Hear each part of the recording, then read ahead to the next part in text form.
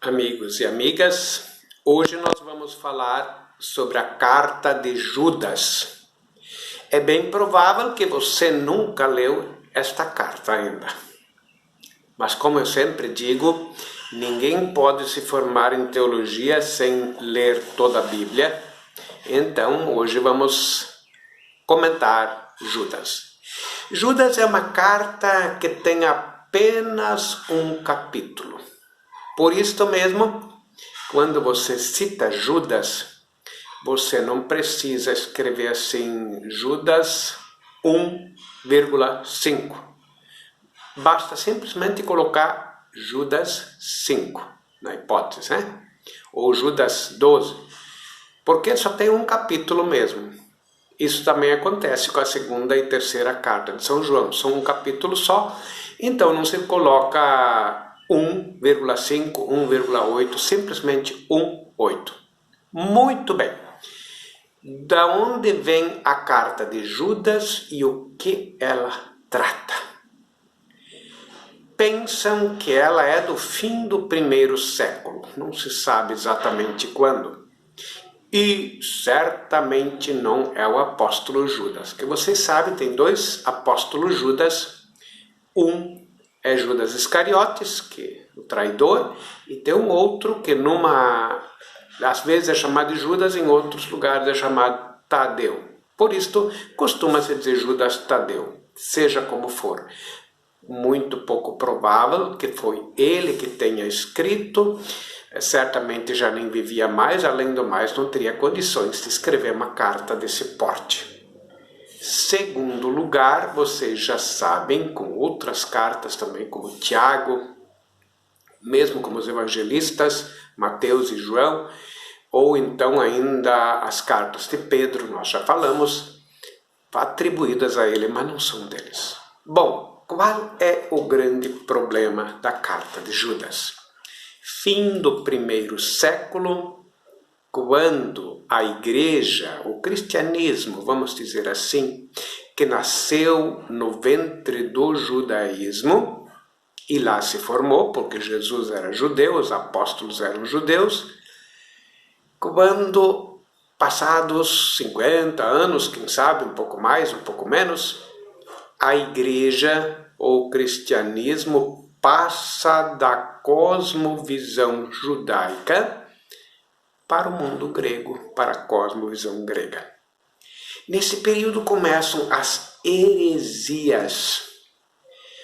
O pessoal com categorias gregas começa a interpretar a pessoa de Jesus e aí fazem mistura com filosofia grega e evangelho, e isso acaba desviando do verdadeiro caminho.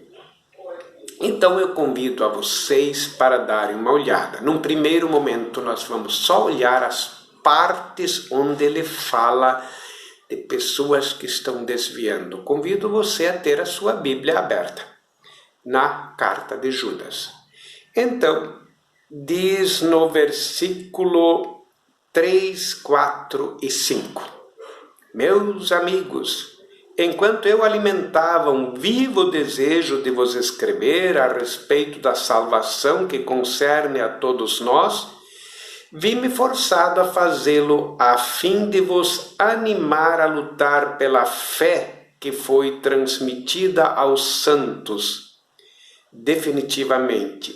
Versículo 4. É que se infiltraram entre vós indivíduos cuja condenação está há muito lavrada antecipadamente. Ímpios que se disfarçam em devassidão e graça de nós... desculpe, eu li mal. Ímpios que disfarçam em devassidão a graça de nosso Deus e que renegam nosso único Mestre e Senhor, Jesus Cristo. Pessoas que disfarçam a graça. Provavelmente ali se trata de judaizantes que não precisam da graça de Deus porque observam a lei e pela sua observância à lei merecem a justificação. Então assim, disfarçam em devassidão a graça de Deus e renegam nosso Senhor Jesus Cristo. Talvez lhe dirão a divindade ou sei lá o que exatamente. Continua no versículo 8. Veja na sua Bíblia comigo, versículo 8. Diz, da mesma forma é que estas pessoas, em seu delírio, conspurcam a carne, menosprezam a soberania e insultam as glórias. Vamos depois, no próximo vídeo, vamos comentar o que seria isto. Por enquanto, basta saber que são pessoas que estão criando problema. E ainda no versículo 10, ele diz, mas esses tais insultam o que desconhecem, e o que sabem a maneira instintiva e estúpida dos animais serve apenas para os perder.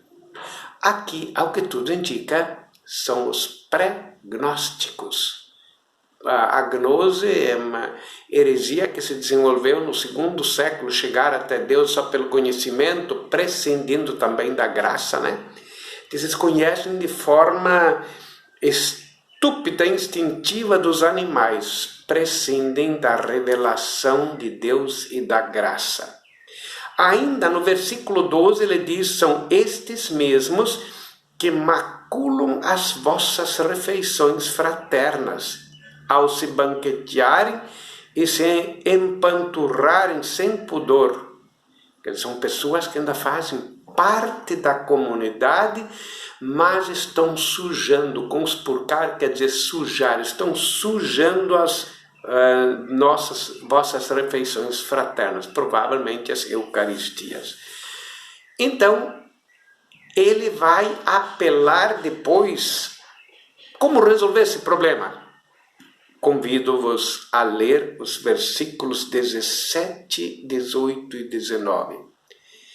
Quanto a vós, meus amigos, lembrai-vos das palavras que já vos foram ditas pelos apóstolos de nosso Senhor Jesus Cristo.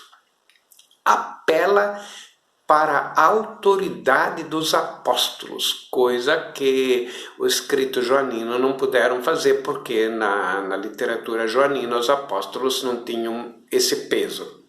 Versículo 18. Eles vos diziam, no fim dos tempos surgirão zombadores que serão guiados por suas paixões ímpias. Versículo 19. Tais são estes de fato, provocam divisões, seus pensamentos são terrenos, não têm o espírito, ou seja, baseiam-se no saber meramente humano e não na revelação nem na graça que vem de Deus. Paz e bem.